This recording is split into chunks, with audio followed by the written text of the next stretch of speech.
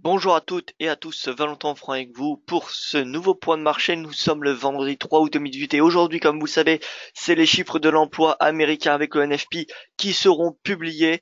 Avant tout, nous aurons les PMI de la zone euro, notamment ceux composites qui sont particulièrement importants parce qu'ils regroupent non seulement l'activité manufacturière mais également les services. Donc ça permet d'avoir un petit peu un bilan finalement sur l'activité économique d'une certaine région. Et donc voilà, ça sera ces deux annonces seront les focus du jour. Alors bonjour à vous Raymond, j'espère que vous allez bien. Tout de suite, je vous invite à prendre connaissance de cet avertissement légal sur les risques. Le trading avec effet de levier amplifie toujours les gains et les pertes. Un compte risque limité prend un risque de perte du capital investi.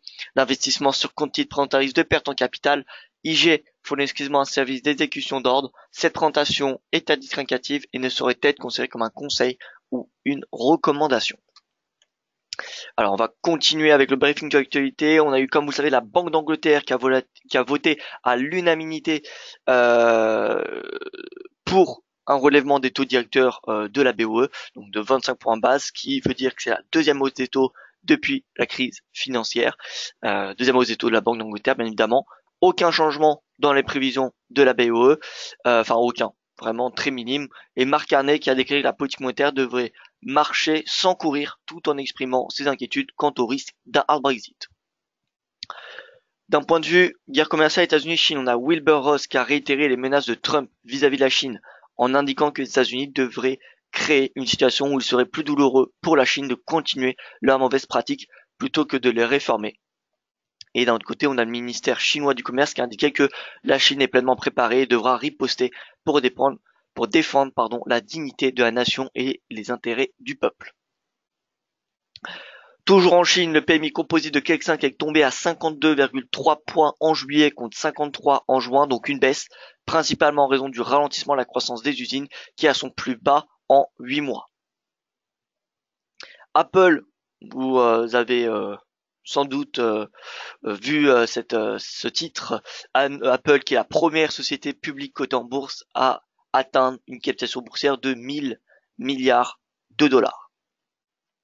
Et enfin, selon FactSet, plus de 70% des entreprises du S&P 500 ont publié leurs résultats, excusez-moi, petite faute d'orthographe, et 78% d'entre elles ayant déclaré des bénéfices supérieurs aux prévisions, excusez-moi.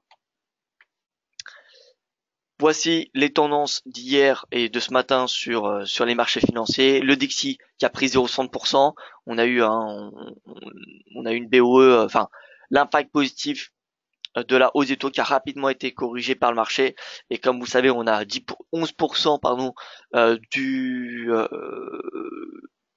du DXY, pardon, de GBP/USD dans le DXY. Donc forcément, si on a une baisse de la livre, et la baisse puisqu'elle a été importante, eh bien on a forcément une hausse du DXY. Alors c'est pas la seule raison qui explique cette hausse du dollar, il y a également le fait qu'il y a, on l'a vu, un regain de tensions commerciales entre les États-Unis et la Chine. Vous savez que le dollar dans ce contexte c'est plutôt une devise refuge ou en tout cas transitoire parce que forcément dès qu'on a des tensions, eh bien on a des sorties de capitaux des marchés asiatiques vers des marchés développés ou vers des devises refuges.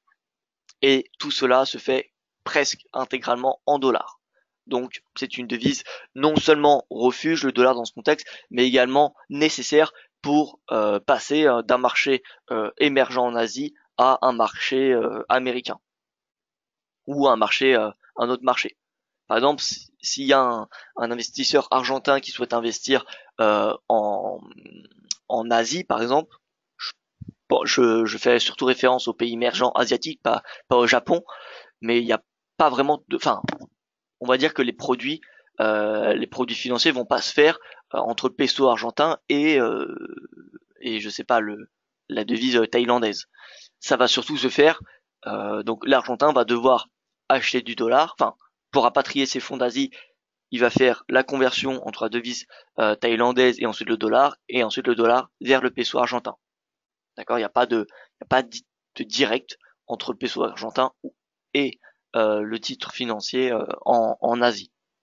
C'est pas coté en peso mexicain. Voilà. Donc, donc forcément, on passe par le dollar enfin la plupart des échanges encore internationaux sont faits en dollars, compte tenu du fait que c'est une devise utile pour tout ce qui est des transactions finalement.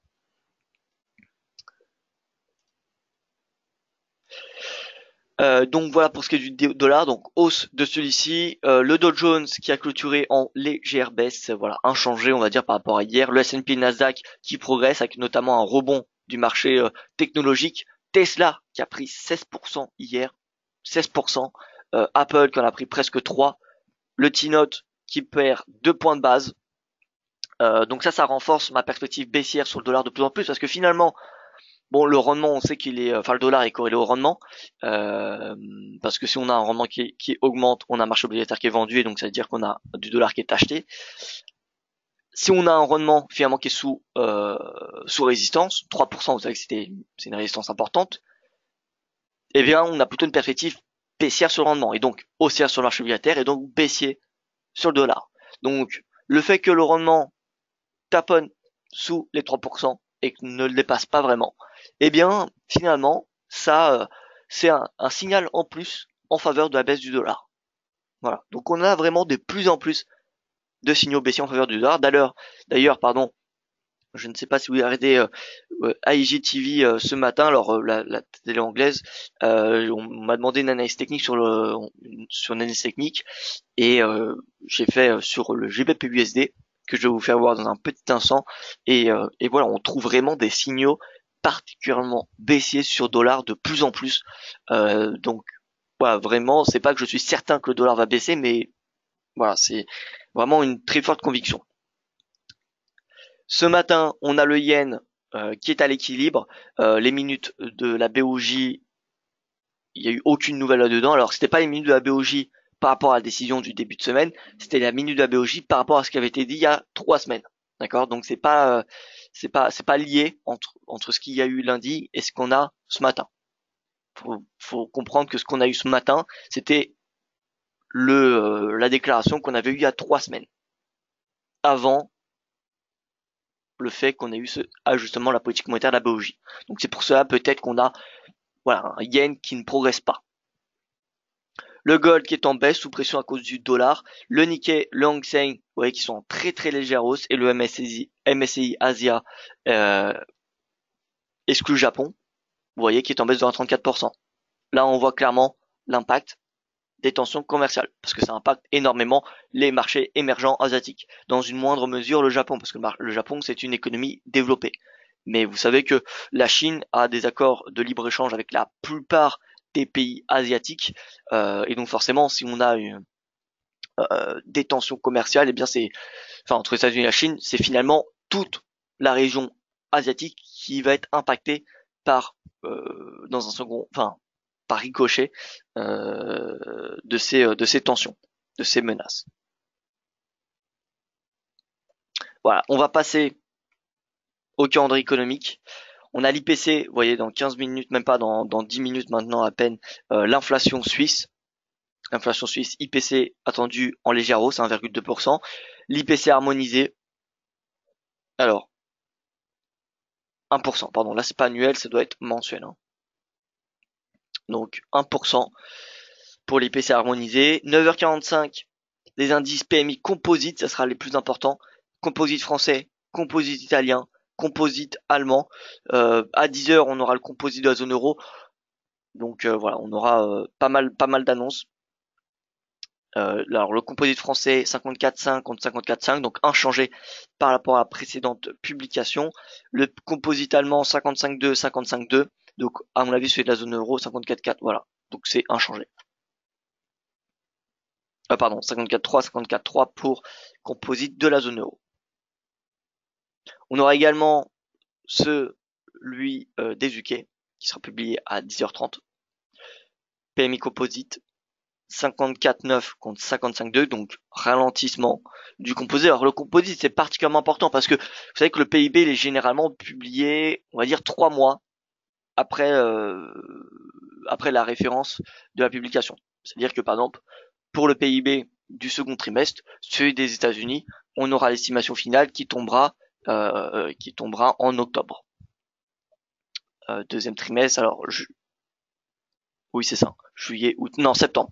Pardon. En septembre, on aura la dernière estimation du PIB du second trimestre des États-Unis. Donc, vous voyez, il faut attendre 3 mois finalement pour avoir l'estimation finale du pays, enfin, de la richesse qui a été produite il y a 3 mois.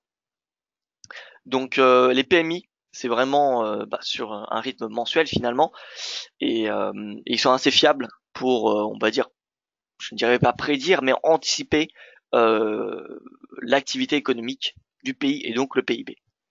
Si on a des composites qu'il faut que baisser pendant 3 mois, on aura de fortes chances que le PIB qui sera publié 3 mois plus tard se ressorte en baisse.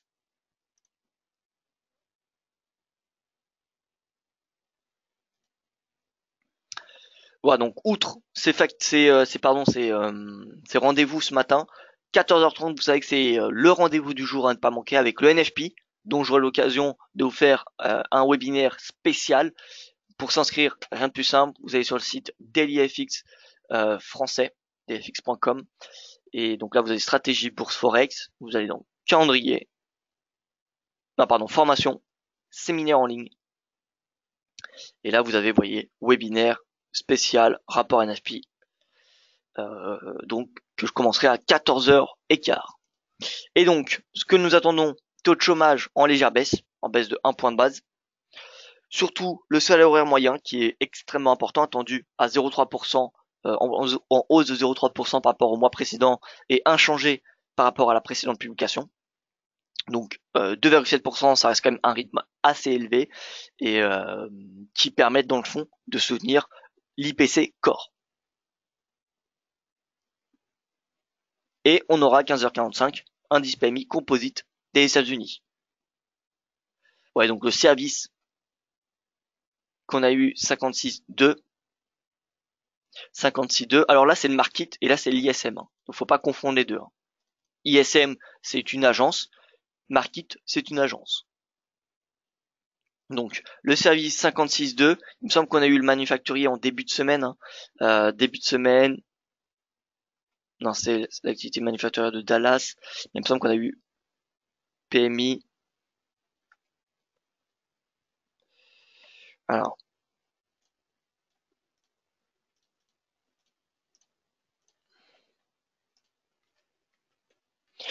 PMI manufacturier de market, voilà, 55,3 contre 55,5.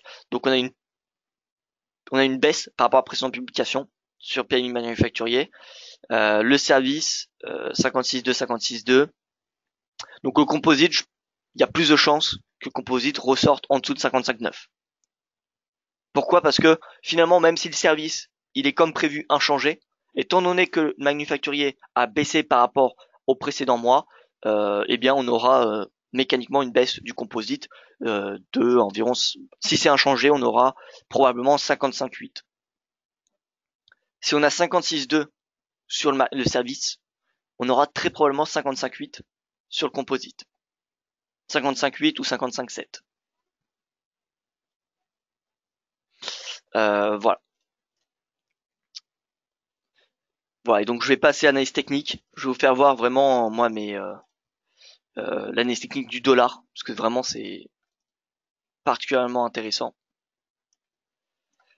Alors, on commence sur le DXY.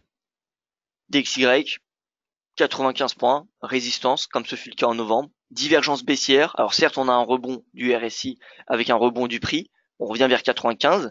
On dépasse le pivot mensuel, mais on est toujours sous résistance. À noter que, je répète, on a une divergence entre le RSI et le prix. On a des sommets de plus en plus bas sur le RSI, alors qu'ils sont de plus en plus hauts sur le prix. L'un des signaux baissiers qui sera intéressant d'exploiter, ça sera si le DXY clôture sous sa moyenne mobile à 50 périodes, qui est en rose ici. Autre analyse, le JBP USD. JBP, je vous rappelle qu'il y a une pondération de 11% dans le DXY.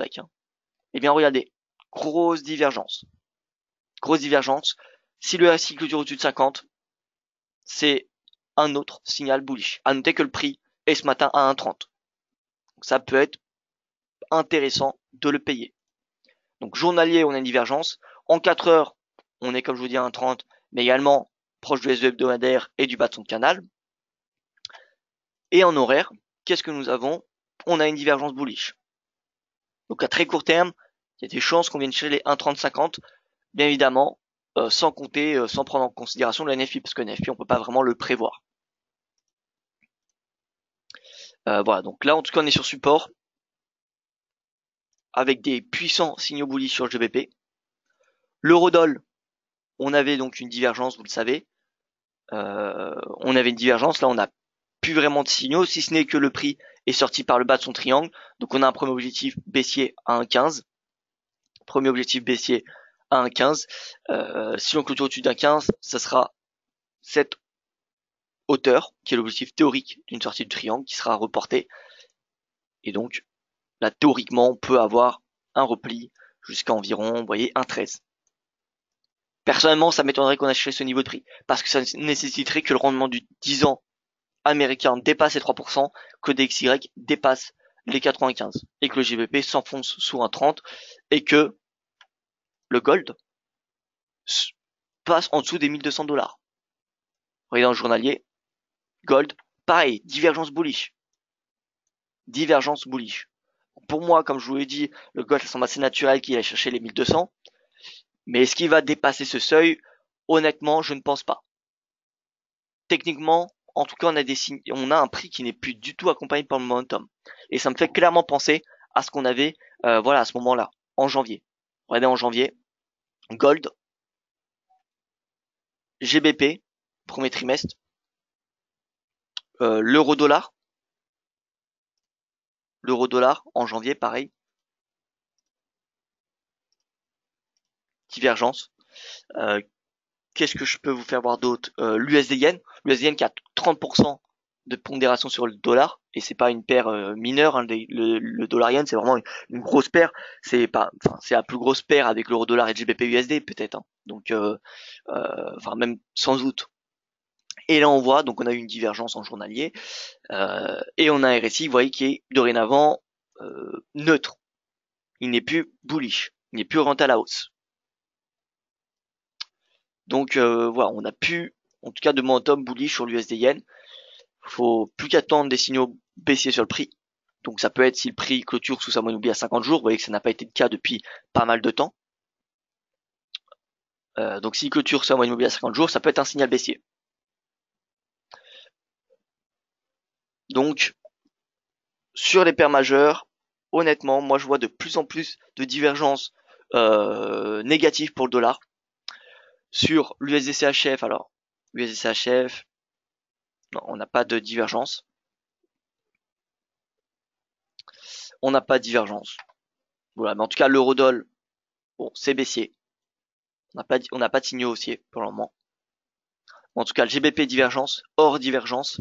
Je vous fais avoir le rendement, ce qui est intéressant. Rendement du 10 ans américain. Donc, au seuil des 3%, peut-être qu'on peut le montrer. Voilà, 3%. Ouais, tant qu'on n'a pas vraiment de dépassement de cette résistance, on reste vraiment avec une perspective baissière. Bon, on a eu un petit dépassement, vous souvenez-vous, en mai, mais on a rapidement eu une réintégration.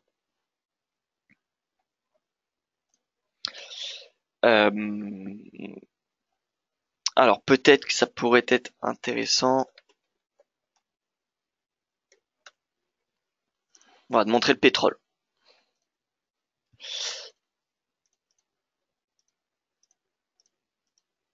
Pour le pétrole, moi personnellement, vous connaissez mon opinion sur le pétrole. À court terme, je suis de plus en plus baissier.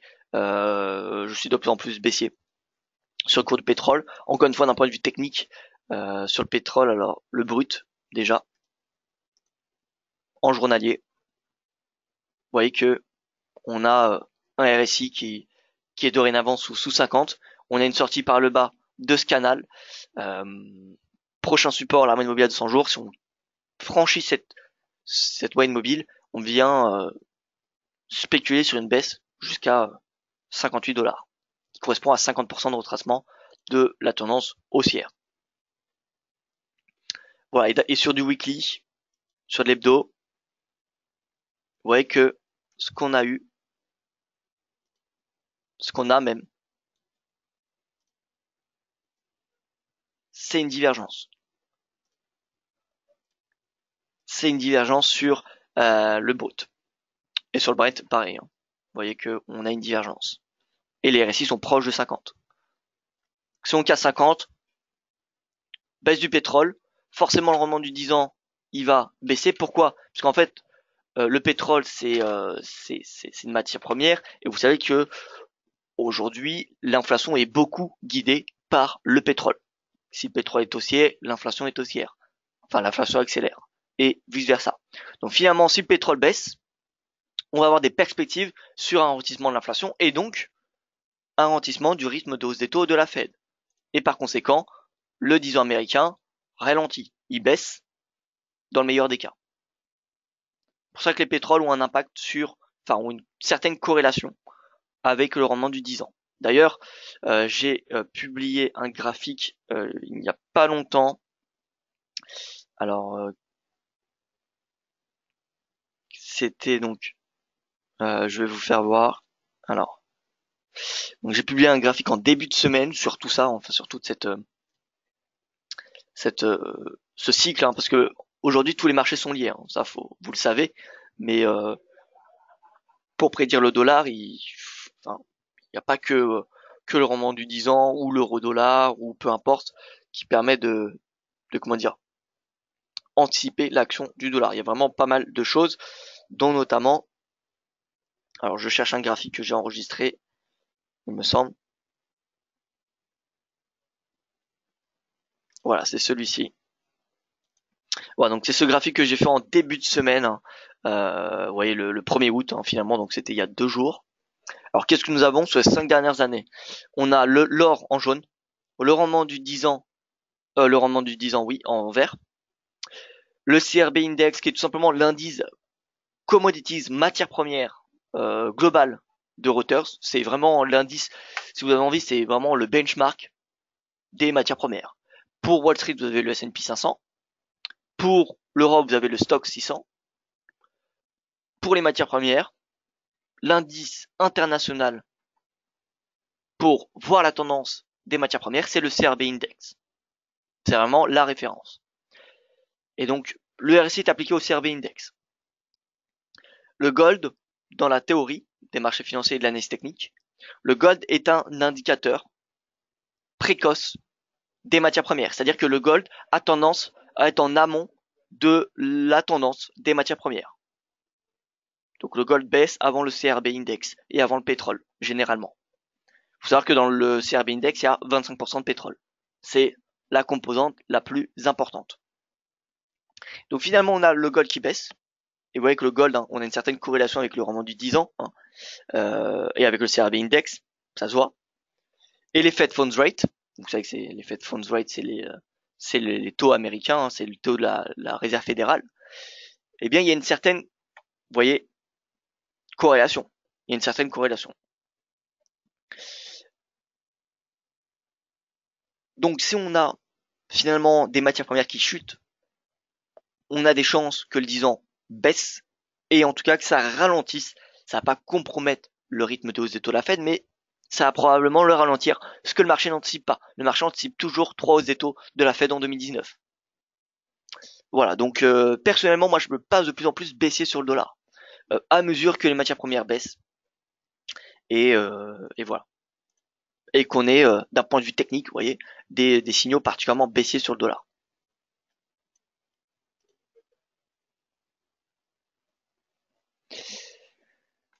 Alors, bonjour à tous ceux qui viennent de nous rejoindre. Hubert, bonjour. Alors, je pense comme toi, concernant le Dodge, je me réfère aux données Chartis qui donnent des signes cohérents exactement. Catherine, peut-on voir s'il y a une divergence sur GBP Yen? Merci. Alors, GBP Yen, alors ça me semble pas une paire très intéressante à payer, honnêtement. Donc, en horaire, pas de divergence. Pas de divergence. En 4 heures non plus, je pense pas. On en avait une fin juillet, mais depuis on n'en a pas. Là, vraiment, la livre hein, qui sous-performe ce matin. D'ailleurs, on n'a pas regardé, mais l'Eurocad, vous voyez, Eurocad USD Yen, AUD, vraiment, il y a vraiment pas, en fait, il y a aucune direction. Ouais, toutes les devises sont flat. À part le NZD qui est en baisse, on a les devises qui sont flat. Donc là, GBP, il n'y a pas de divergence, hein. En tout cas, je n'en vois pas. En horaire, non. Alors, il y en a une toute petite, il y en a une petite. Prix de clôture, on prend prix de clôture. Voilà, on a une petite divergence. Donc pourquoi pas, voilà, il y aura peut-être un rebond, mais ça n'a rien à voir avec la divergence qu'on avait, vous voyez, à ce moment-là. Où là, c'était vraiment une divergence très importante. Donc le GPPN, moi personnellement, je la trouve pas très intéressante, surtout que vous connaissez ma perspective sur le GBP et le yen. Le yen, eh bien, je suis haussier, et le GBP, tant qu'il est à 1,30, je trouve que l'achat se justifie au vu d'analyses techniques qui montrent quand même pas mal et beaucoup de signaux baissiers face au dollar. Donc, j'ai envie de dire, le GBP a des chances de rebondir, tout comme l'euro, tout comme tous les devises majeures. Mais donc, si on a un rebond du GBP, finalement, si GBP dollar, si GBP USD sur support, d'accord, acheter le GBP, pourquoi pas. Mais dans le même temps, on a le yen qui est haussier. Donc, est-ce qu'il faut acheter le GBP yen alors que les deux devises sont haussières face au dollar? La réponse c'est non. Autant acheter le GBP USD et vendre l'USD yen.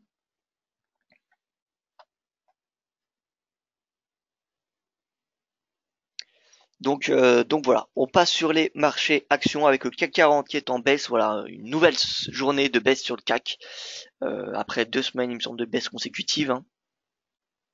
Voilà, donc on a, je le dis et je le redis, hein, mais le mois d'août, c'est un mois d'aversion pour risque.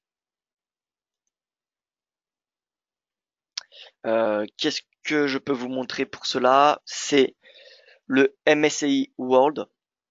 MSCI World, donc que je vous fais voir tout de suite. Voilà.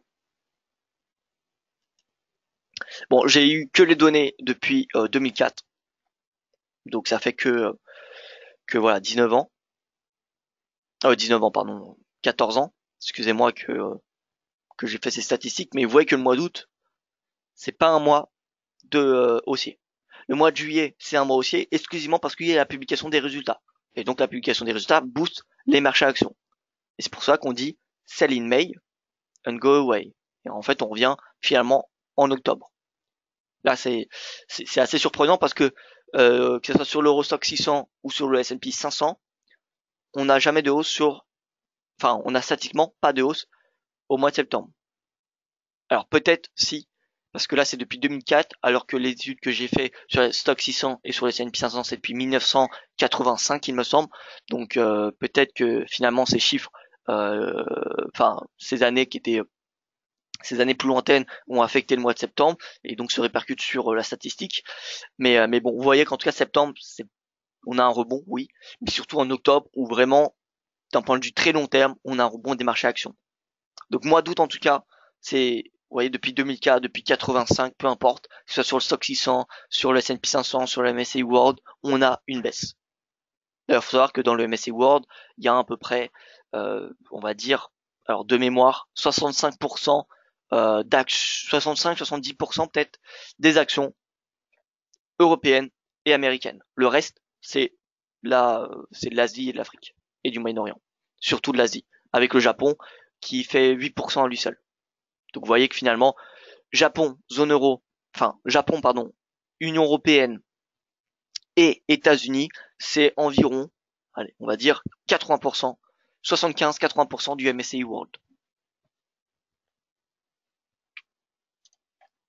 Donc voilà. Personnellement, le CAC, donc baissier, hein, baissier comme vous le savez. Euh, d'un point de vue analyse technique, on a une oblique qui va chercher tous les points bas, donc en fait seulement deux. C'est pour ça qu'on peut pas vraiment l'utiliser. Mais en tout cas, si on a une cassure de cette oblique, on pourra dire que voilà, on a cette trendline qui est finalement la seule qu'on peut trouver sur du court terme, qui est dépassée. Donc ça renforcera la perspective baissière. Parce que ce qu'on cherche finalement, c'est ni plus ni moins que des signaux techniques qui va dans le sens de notre conviction. Donc là, moi j'ai une conviction baissière depuis qu'il y a cette divergence qui est validée, et tout cassure de support vient renforcer ma perspective baissière. Là, par exemple, il y a pivot mensuel. Si demain, on a le CAC, enfin demain, voilà, c'est une expression, mais si lors d'une prochaine séance, on a le CAC qui clôture sous le pivot mensuel, eh bien, ça renforcera ma perspective baissière, qui est née avec cette divergence. Et là, vous voyez, la divergence, je la fais voir. Donc, clôture RSI sous 50, vous voyez 48,83, et là on a la baisse. Donc là, prochain support vraiment majeur, c'est le pivot mensuel à 5430. Et ensuite, ce sera les 5400, pardon, puis les 50% de retracement de Fibonacci à 5385.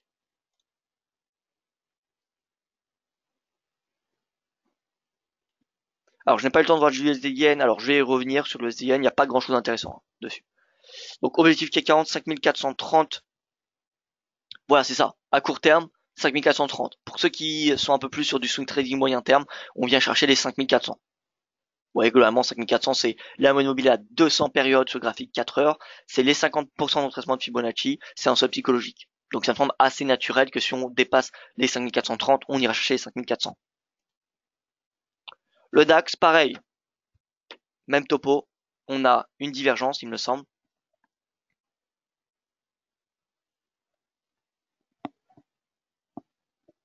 Voilà. DAX, divergence. RSI sous 50. Pivot mensuel dépassé. On a 12005. 12005 support. Finalement, ça se paye. 12005 sur du très court terme, ou en tout cas, on a voilà quelques rachats de position, c'est naturel, mais je pense que la tendance est, comme je vous l'ai dit, baissière. On est qu'au début du mois, et voilà. Et finalement, ces dollars baissent, l'euro monte, et ça va faire pression. Pétrole, ma conviction, vous la connaissez, elle est baissière. Finalement, on n'a pas vraiment beaucoup de facteurs qui viendraient soutenir les indices européens lors des prochaines semaines. En tout cas, c'est vraiment mon opinion. L'Eurostock 50. L'avantage de regarder l'Eurostock 50, c'est qu'on a du DAX dedans, 30% du DAX, sauf que dans les entreprises américaines, allemandes, qui sont dans l'Eurostock n'ont pas leurs dividendes réinvestis. Alors que dans le DAX, vous savez que le DAX a les dividendes réinvestis. Donc ça permet d'avoir une idée. Stock 500, divergence, sous l'oblique. Ouais, d'un point de vue technique, c'est relativement propre. Là, on vient chercher pivot mensuel. Vous voyez, rebond sur le pivot mensuel sur 38,2. Donc là, on a un support. Vous voyez cette zone aux alentours des 3470. Mais voilà, je pense qu'on va avoir un petit rebond pour finalement revenir chez les 5440 qui correspond à 50% de retracement de cette tendance. Voilà, donc baissier sur les marchés actions. Et finalement, que ce soit le CAC, DAX ou Eurostock 50, on vient chercher 50% de retracement de la tendance de juillet. Le FTSE,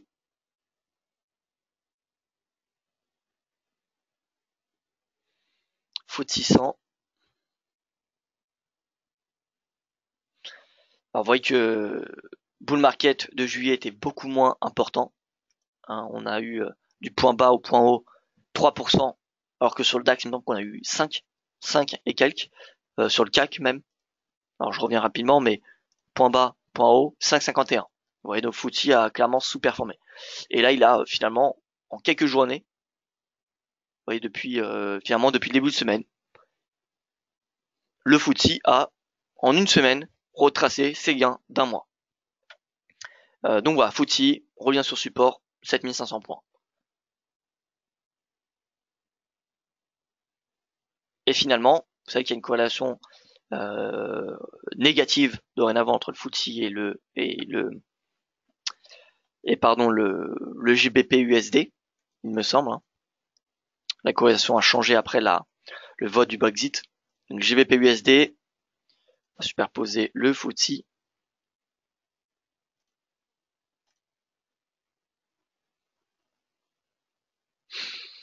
Alors, donc, FTSE ça monte, GBP monte. Alors non, finalement, il n'y a pas vraiment de divergence. Enfin, de corrélation. Avant, on avait une positive, mais là, bon, le FTSE ça a été, ça a progressé. Alors, faire attention, hein, parce que le FTSE il a progressé. En même temps, on a des QE de partout, on a des quantitative easing vraiment un peu partout, et même en Angleterre, au Royaume-Uni, pardon. Donc, c'est normal aussi que les marchés actions britanniques soient soutenus par la Banque centrale d'Angleterre. Mais bon, si en tout cas on a une hausse du GBP, on peut s'en douter que ça ne fera pas du bien au FTSE. Donc voilà, ça devrait le maintenir sous pression à 7500 points. Alors, je passe sur l'or. L'or, j'ai fait une petite analyse rapide, mais voilà, je vous refais voir quand même. Journalier, la divergence. Divergence, donc là on vient chercher 1200. On va venir chercher 1200 dollars, sorti par le bas du range. Donc signal baissier. S1 mensuel, vous voyez, il est relativement proche des 1200, il a 1201. Donc ça me semble assez logique que là, on est déjà sur un support, on est sur le plus bas il me semble, c'était à la mi 2017 ou mi 2016. Non, oui, mi 2017, ouais, c'est le plus bas, 1204 dollars. Donc on le teste ce matin. Il y a des positions acheteuses qui sont actionnées sur ce niveau de prix. On le voit, on a un petit rebond sur la bougie 4 heures. Mais voilà, ça me semble avec ce puissant momentum baissier sur l'unité de temps journalière, ça me semble assez, comment dire, logique que le cours de l'or, pardon, aille chercher les 1200 dollars. Voilà, donc faudra surveiller l'action du gold sur 1200. J'ai envie de dire que le ratio risque rendement est particulièrement intéressant actuellement sur le dollar. En vente, bien évidemment. L'or sur support 1200 dollars avec cette divergence, c'est un risque d'acheter l'or avec ce puissant montant baissier. Parce que là, même si on a une divergence, on reste dans un momentum qui est extrêmement bearish. Faut en être conscient. Mais donc c'est très risqué d'acheter ce contre-tendance. Mais le fait que le prix arrive sous 1200, proche de cette divergence, ça me fait penser finalement à ce bull market, la divergence avec le prix qui arrivait à 1205, à 1350 et qu'après on a eu une baisse. Bon, j'espère que ça prendra beaucoup moins de temps pour qu'il y ait le rebond, hein, parce que là ça avait pris 4 mois il me semble, voilà, de vue, voilà à peu près 2 mois, 2-3 mois, voilà. 3 mois pour lâcher les 1350. Donc j'espère qu'on ça prendra pas 3 mois pour qu'il y ait ce rebond à 1200 dollars. Mais bon, encore une fois, c'est extrêmement risqué, mais vraiment, là, c'est soit on attend finalement que le RSI dépasse 50, on aura un prix d'entrée moins intéressant, mais en tout cas, on aura une confirmation du rebond. Parce que si le RSI dépasse 50, on aura un prix qui aura rebondi un petit peu, hein. Ou soit on paye les 1200 dollars, mais il faut être conscient qu'on est en contre-tendance. Donc, il faut être prudent sur son money management.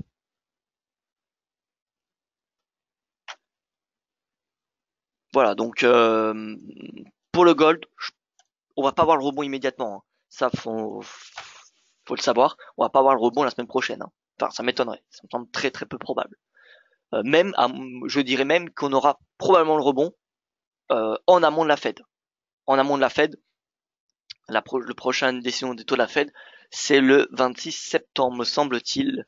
Et d'ailleurs, on va regarder tout de suite euh, la probabilité d'hausse des taux de la Fed, parce que plus cette probabilité est importante, et plus c'est dire que le marché a intégré cette information a spéculé, a intégré ce scénario dans le prix. Et donc moins, finalement, ce scénario aura d'impact lorsqu'il sera confirmé. Là, vous voyez la probabilité a encore augmenté pour le mois de septembre. 96,6. Hier, c'était 91,2. Il y a une semaine, c'était 88,7. Il y a un mois, c'était 72,9. Donc la probabilité, finalement, ne fait qu'augmenter. D'ailleurs, il suffit de regarder en historical. Donc si par exemple, là à mon avis on arrive proche d'une résistance, 87,6, ça va plafonner à 95, et donc le dollar n'aura plus de moteur. Le prochain moteur, ça sera la probabilité pour le mois de décembre. Probabilité pour le mois de décembre, c'est celle-ci en grise. Et celle-ci en grise, plus elle va progresser, plus ça va soutenir le dollar.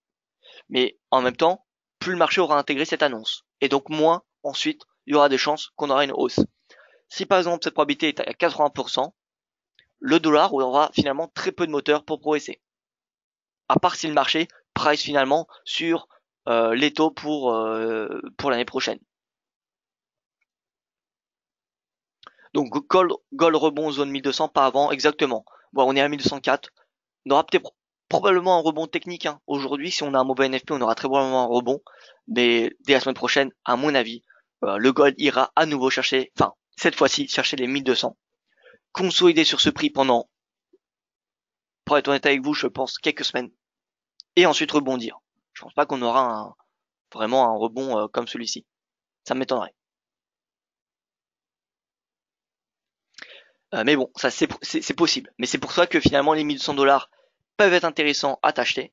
Ou alors on attend que le RSI journalier du gold dépasse 50. S'il dépasse 50, c'est un signal haussier. Vous voyez un petit peu à cette image finalement. RSI 51. On pourrait croire que quand le RSI dépasse 50, on a déjà fait la moitié de la tendance du prix. Eh bien, pas du tout. On a fait la moitié de la moitié, c'est-à-dire un quart.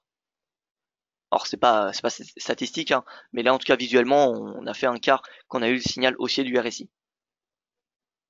Donc c'est un petit peu la même chose. Soit on attend ce petit rebond avec le RSI qui dépasse 50, ou soit on achète les 1200, mais c'est risqué.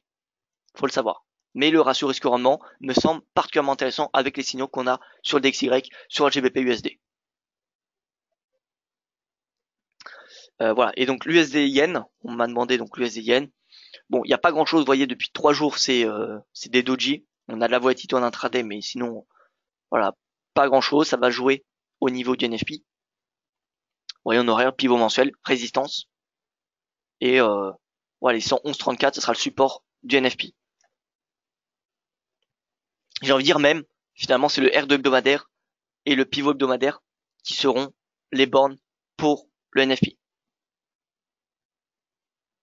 Voilà, donc j'aurai l'occasion de vous retrouver pour le NFP à 14h15. Rendez-vous à 14h15. N'hésitez pas à vous inscrire. Je vous envoie le lien tout de suite. S'inscrire pour le rapport NFP. Voilà. Je vous envoie le lien. Voilà, donc ish, exactement. 1200 ish le rebond.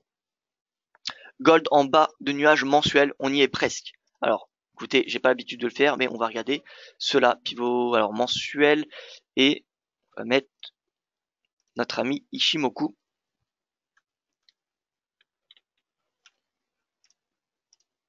Ishimoku, bas du nuage en mensuel. Alors, vous voulez dire plutôt on est en haut du nuage. Ah non, je suis sur le USD Yen, excusez-moi. Gold, bas du nuage, tout à fait. Bas du nuage. Donc, de toute façon, ça c'est logique, hein, parce que le signal, c'est que si on sort par le bas du nuage, on a une tendance qui est baissière. D'accord. Si on casse les 1200 $, bien évidemment, on aura une perspective baissière. On aura une perspective baissière jusqu'à 1150 puis 1100. Voilà, donc bas du nuage, 1200 $, vous voyez que c'est un niveau de support quand même particulièrement important. Donc si on le casse, oui, ça sera synonyme de puissant momentum baissier et de poursuite de la tendance baissière. Bon maintenant, c'est pas parce qu'on a une clôture journalière sous 1200 $ que le scénario bullish est comment dire qu'on peut le mettre à la poubelle. D'accord, faut attendre vraiment pour qu'on ait un signal baissier, faut qu'on ait au moins 3-4 chandeliers sous les 1200 $. Là, dans ce cas-là, ça remettrait, oui, en cause le scénario haussier. Voilà donc pour ce point de marché. Merci pour votre attention. Ça fait 45 minutes. Nous sommes dans les clous.